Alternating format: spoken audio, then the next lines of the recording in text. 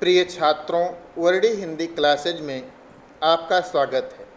प्रिय छात्रों, कक्षा 9 काव्य के पाठ्यक्रम में राष्ट्र कवि मैथिली शरण गुप्त द्वारा लिखित खंड काव्य पंचवटी से कुल 9 छंद आपके पाठ्यक्रम में सम्मिलित हैं। इसके भाग 1 के अंतर्गत हम इसके प्रारंभिक 3 छंदों की अर्थ और व्याख्या समझेंगे। चारु चंद्र की चंचल किरणें खेल रही हैं जल थल में, स्वच्छ चांदनी बिछी हुई है अवनी और अंबर तल में। पुलक प्रकट करती है धरती हरित तृणों की नोकों से, मानो झूम रहे हैं तरु भी मंद पवन के झोंकों से। पंचवटी की छाया में है सुंदर पर्ण कुटीर बना, उसके सम्मुख स्वच्छ शिला पर धीर वीर निर्भीक मना। जाग रहा यह कौन धनुर्धर जबकि भुवन भर सोता है, भोगी कुसुमायुध योगी सा बना दृष्टिगत होता है। किस व्रत में है व्रतिवीर यहाँ निंद्रा का यूं त्याग किए, राजभोग के योग विपिन में बैठा आज विराग लिए। बना हुआ है प्रहरी जिसका उस कुटीर में क्या धन है, जिसकी रक्षा में रत इसका तन है मन है जीवन है। प्रिय छात्रों, मैथिली शरण गुप्त जी द्वारा रचित खंड काव्य पंचवटी, इस प्रथम छंद में कवि ने चांदनी रात में पंचवटी की प्राकृतिक सुंदरता का वर्णन किया है। आप लोग इसका संदर्भ जब लिखोगे तो लिखना होगा कि प्रस्तुत पद्यांश हमारी पाठ्यपुस्तक के काव्य खंड के पंचवटी शीर्षक कविता से उद्धृत है। यह कविता मैथिली शरण गुप्त द्वारा रचित खंड काव्य पंचवटी से ली गई है। तो प्रिय छात्रों, इस प्रथम छंद में मैथिली शरण गुप्त ने चांदनी रात में पंचवटी की प्राकृतिक सुंदरता का वर्णन किया है। गुप्त जी लिखते हैं कि चारु चंद्र की चंचल किरणें खेल रही हैं जल थल में। चारु का अर्थ है सुंदर। चारु चंद्र की चंचल किरणें खेल रही हैं जल थल में। रात्रिकालीन सौंदर्य का वर्णन करते हुए गुप्त जी कहते हैं कि सुंदर चंद्रमा की चंचल किरणें जल और थल सभी स्थानों पर खेलती हुई क्रीड़ा करती हुई प्रतीत हो रही हैं। स्वच्छ चांदनी बिछी हुई है अवनी और अंबर तल में। अवनी का अर्थ है पृथ्वी और अंबर का अर्थ है आकाश। धरती से लेकर आकाश तक चंद्रमा की स्वच्छ चांदनी ऐसे फैली हुई है जैसे धरती और आकाश में कोई सफ़ेद चादर बिछा दी गई हो। पुलक प्रकट करती है धरती हरित तृणों की नोकों से। पुलक का अर्थ है प्रसन्नता, कि पुलक प्रकट करती है धरती हरित तृणों की नोकों से। धरती अपनी प्रसन्नता, अपना हर्ष को हरे घास के तिनकों की नोक के माध्यम से उन्हें हिलाकर प्रकट कर रही है।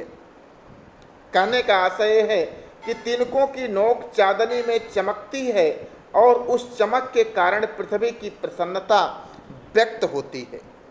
तो ऐसा लगता है कि मानो झूम रहे हैं तरु भी मंद पवन के झोंकों से। तरु का अर्थ है वृक्ष, कि मानो वृक्ष भी मंद मंद सुगंधित वायु के झोंकों से झूमते हुए प्रतीत हो रहे हैं।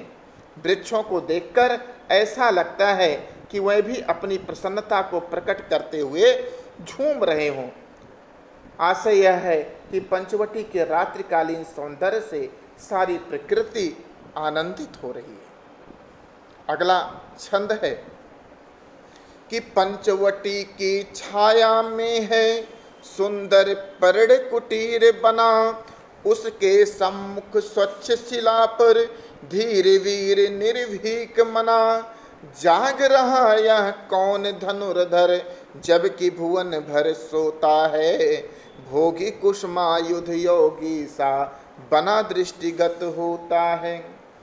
पंचवटी की छाया में है सुंदर पर्ण कुटीर बना। पर्ण अर्थात पत्ता, पर्ण कुटीर पत्तों की कुटिया। गुप्त जी कहते हैं कि पंचवटी की छाया में सुंदर पत्तों की एक कुटिया बनी हुई है, उसके सम्मुख स्वच्छ शिला पर धीर वीर निर्भीक मना। उस कुटिया के सामने एक स्वच्छ और साफ शिला अर्थात पत्थर पर कोई धीर, धैर्यवान, वीर और निर्भीक मनुष्य बैठा हुआ है। उस बैठे हुए मनुष्य को देखकर कवि के मन में प्रश्न उठता है कि जाग रहा यह कौन धनुर्धर, जबकि भुवन भर सोता है। जो उस कुटिया के सामने धैर्यवान, वीर और निर्भीक मनुष्य बैठा हुआ है, उसने अपने हाथों में धनुष धारण किया हुआ है। जब जाग रहा यह कौन धनुर्धर, जबकि भुवन, भुवन का अर्थ संसार, जबकि संपूर्ण संसार सो रहा है, ऐसे में उस कुटिया के सामने बैठा हुआ ये धनुर्धारी कौन है जो जगकर उस कुटिया की रक्षा कर रहा है। भोगी कुसुमायुध योगी सा बना दृष्टिगत होता है। कुसुम आयुध, कुसुम जिसका आयुध, कुसुम का अर्थ है पुष्प, पुष्प किसका आयुध है? कामदेव का। इसलिए भोगी कुसुमायुध योगी सा। कवि कह रहा है कि उसके रूप, सौंदर्य और तन्मयता को देखकर ऐसा प्रतीत हो रहा है कि मानो सांसारिक सुखों में लिप्त कामदेव हो और वह कामदेव योगी के वेश में यहाँ आकर बैठ गया हो और इस कुटिया की रक्षा कर रहा हो।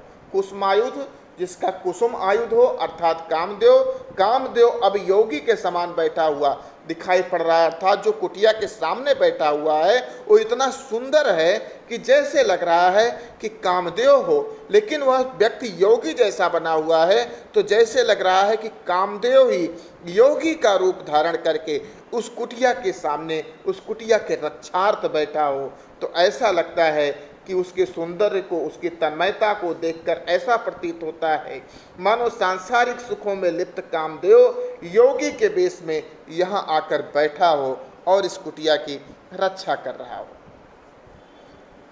अगला पद है, किस व्रत में है व्रती वीर यह, निद्रा का यों त्याग किए, राजभोग के योग्य विपिन में बैठा आज विराग लिए। बना हुआ है प्रहरी जिसका, उस कुटीर में क्या धन है, जिसकी रक्षा में रत इसका, तन है मन है जीवन है। व्रत का अर्थ है यहाँ पर नियम, व्रती का अर्थ है उस नियम का पालन करने वाला, निद्रा का अर्थ है नींद, त्याग का अर्थ है परित्याग किए, छोड़ के दिए, विपिन का अर्थ है वन, जंगल, विराग का अर्थ है वैराग्य। तो किस व्रत में है व्रती वीर यह, निद्रा का यों त्याग किए।